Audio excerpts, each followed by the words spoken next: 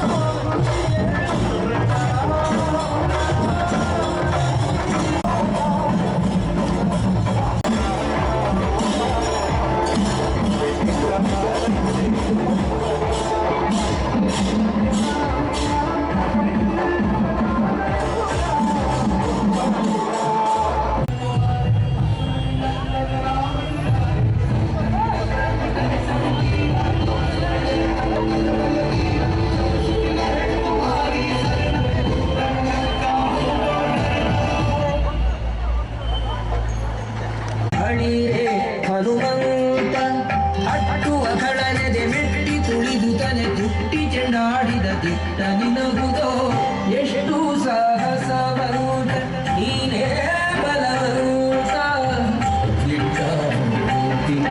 ಪ್ರತಿ ವರ್ಷ ಅಂತ ನಡೆಯುವಂಥ ಈ ದಸರಾ ಉತ್ಸವಕ್ಕೆ ಈ ಸಲ ಕುಡ್ಲಾ ಬ್ರದರ್ಸ್ನ ಎಲ್ಲ ಯುವ ಸಂಘಟನಾಕಾರರು ಮತ್ತು ಯುವಕರೆಲ್ಲ ಒಟ್ಟು ಸೇರಿ 5ನೇ ವರ್ಷದ ಕಲಾ ಕಾಣಿಕೆಯನ್ನು ಮಾಡಿದ್ದಾರೆ.